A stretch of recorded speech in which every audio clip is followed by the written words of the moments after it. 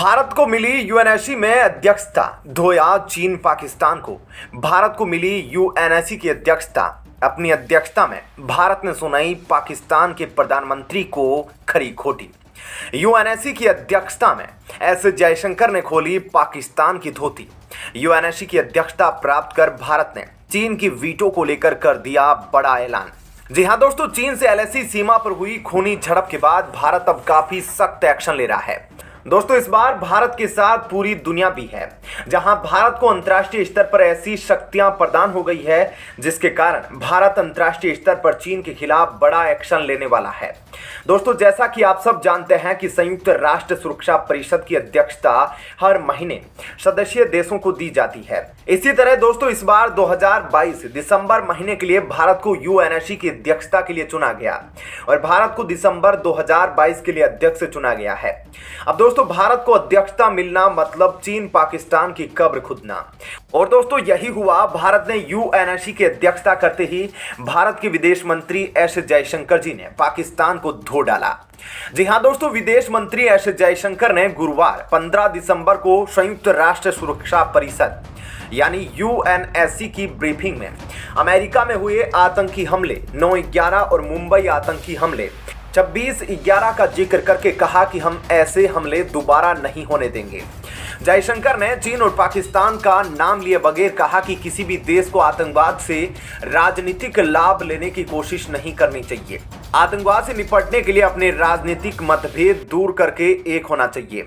दोस्तों, भारत के विदेश मंत्री एस जयशंकर जी मंगलवार को संयुक्त राष्ट्र सुरक्षा परिषद की भारत की वर्तमान अध्यक्षता के तहत आयोजित आतंकवाद निरोध और बहुपक्षवाद में सुधार पर 2 हस्ताक्षर कार्यक्रमों की अध्यक्षता करने के लिए यहां पहुंचे थे।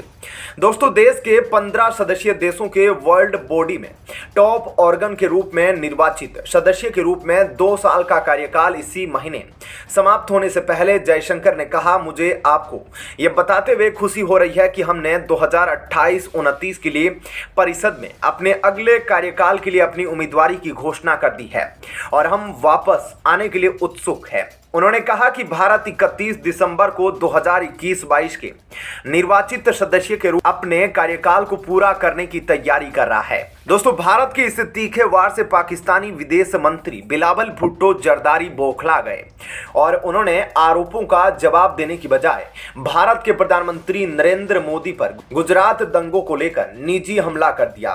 बिलावल के इस बयान से कई पाकिस्तानी भी भौचक्का है। दोस्तों, दरअसल बिलावल भुट्टो ने आरोप लगाया कि भारत की मोदी सरकार गांधी जी की विचारधारा को नहीं बल्कि गोडसे को मानती है। भारत सरकार हिटलर की विचारधारा से प्रभावित है। पाकिस्तानी विदेश मंत्री ने दावा किया कि उसके देश में आतंकवादी तत्वों का भारत समर्थन कर रहा है जो बलूचिस्तान में अस्थिरता बढ़ाने के प्रयास में है। उन्होंने यह भी कहा कि भारत हाफिज सईद के जौहर टाउन स्थित घर के बाहर हुए ब्लास्ट में शामिल है। उन्होंने आरोप लगाया कि भारत पाकिस्तान के आतंकी तत्वों को वित्तीय मदद दे रहा है। इससे पहले पाकिस्तानी विदेश राज्य मंत्री हिना रबानी खार ने भारत के खिलाफ डोजियर पेश किया था और आरोप लगाया था कि भारत आतंकवाद को भड़का रहा है। जिसके बाद दोस्तों, पाकिस्तानी पत्रकार ने जब संयुक्त राष्ट्र में भारतीय विदेश मंत्री से सवाल किया तो उन्होंने ऐसा जवाब दिया कि उसकी बोलती ही बंद हो गई। जयशंकर ने कहा, आप गलत मंत्री से सवाल कर रहे हैं। यह पाकिस्तान के मंत्री है जो यह बताएंगे कि पाकिस्तान कितने लंबे समय तक आतंकवाद को फैलाने का इरादा रखता है। उन्होंने आगे कहा कि दुनिया मूर्ख नहीं है और जो देश आतंकवाद में संलिप्त है ऐसे देशों को दुनिया को इसे बंद करने के लिए कहना चाहिए। कृपया एक अच्छे पड़ोसी बनने का प्रयास करिए। आशा करते हैं कि आपके चैनल के जरिए मेरा यह संदेश पहुंच जाएगा। दोस्तों, दरअसल जब यूएनएससी की मीटिंग हो रही थी तब पाकिस्तान के विदेश मंत्री बिलावल भुट्टो ने फिर से कश्मीर राग अलापना शुरू कर दिया। लेकिन दोस्तों, शायद पाकिस्तान के मंत्री यह भूल गए कि भारत के विदेश मंत्री कैसे भिगोकर जूते मारते हैं। शायद उन्होंने हमारे विदेश मंत्री की कोई वीडियो पहले नहीं देखी है जिसमें उन्होंने पश्चिमी मीडिया की धज्जियां उड़ाई है। अब दोस्तों, जैसे ही बिलावल भुट्टो ने कश्मीर का राग अलापा और संयुक्त राष्ट्र से हस्तक्षेप की मांग करी, उसके बाद एस जयशंकर ने पाकिस्तान के मंत्री के मुंह पर भीगे हुए जूते मारते हुए बेइज्जती करते हुए जवाब दिया कि जिस देश ने पड़ोसी देश की संसद पर हमला किया हो, जिसने ओसामा बिन लादेन को पनाह दी हो, उन देशों के मुंह से कश्मीर में आतंकवाद की बात अच्छी नहीं लगती, उनको चुप हो जाना चाहिए। दोस्तों, जयशंकर जी ने गुरुवार को चीन और पाकिस्तान की ओर से अपनाए जा रहे आतंकवाद को लेकर दोहरे मापदंड पर भी निशाना साधा। भारतीय विदेश मंत्री ने कहा कि अंतर्राष्ट्रीय समुदाय को सामूहिक रूप से उन देशों के खिलाफ कार्रवाई करनी चाहिए जो इससे राजनीतिक रूप से फायदा उठाने की कोशिश कर रहे हैं। सुरक्षा परिषद की आतंकवाद रोधी ब्रीफिंग में उन्होंने कहा, हम न्यूयॉर्क का 9/11 या मुंबई का 26/11 दोबारा नहीं होने दे सकते। जयशंकर ने प्रधानमंत्री नरेंद्र मोदी का हवाला दिया। हम मानते हैं कि एक भी हमला बहुत अधिक है और यहां तक कि एक जीवन को खोना भी बहुत अधिक है। इसलिए जब तक आतंकवाद का सफाया नहीं हो जाता, हम चैन से नहीं बैठेंगे। उन्होंने चीन, पाकिस्तान का नाम लिए बिना कहा, चुनौती यह है कि हम इस परिषद के अंदर और बाहर दोहरे मानकों से कैसे निपटे। दोस्तों, यहां भारत के विदेश मंत्री एस जयशंकर जी ने चीन को टारगेट करते हुए कहा कि कुछ देश अपनी वीटो पावर का गलत इस्तेमाल करते हैं, खासकर पाकिस्तान के आतंकवादियों को बचाने के लिए, और इस कारण उनके निजी हित के कारण यह आतंकी संगठन दुनिया भर में खौफ पैदा कर रहे हैं और पूरी दुनिया को डर के साए में जीना पड़ रहा है। अब दोस्तों, भारत के विदेश मंत्री एस जयशंकर जी के इस बयान के बाद चीन की धड़कनें तेज हो गई है, क्योंकि चीन के पक्के दोस्त पाकिस्तान को तो भारत ने ट्रेलर दिखा दिया है। जिस तरह भारत के विदेश मंत्री एस जयशंकर जी ने पाकिस्तान के विदेश मंत्री बिलावल भुट्टो की बेइज्जती कर जूता भिगोकर मारा है, लेकिन अब दोस्तों चीन की खैर नहीं, क्योंकि दोस्तों भारत इस समय संयुक्त राष्ट्र संघ का अध्यक्ष है और यूएनएससी की मीटिंग में मुद्दे क्या होंगे यह भारत को तय करने का अधिकार है।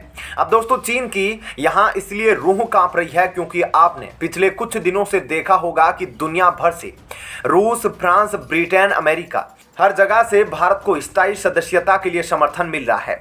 और जिस तरह से भारत और चीन के बीच भिड़ंत हुई है और चीन का जो पुराना रिकॉर्ड रहा है अशांति फैलाने का, चाहे वह दक्षिणी चीन सागर हो या भारत के साथ टकराव, उसके बाद चीन का यूएनएससी के स्थायी सदस्य पद से रास्ता साफ कैसे हो, उसको लेकर चर्चा चल रही है। अब दोस्तों, पहली बार जब अमेरिका ने भी यह कहा कि भारत यूएनएससी का स्थायी सदस्यता के लिए प्रबल दावेदार है, और वहीं रूस के राजदूत ने भी कहा कि भारत की स्थायी सदस्यता के लिए रूस 101% भारत का समर्थन करता है।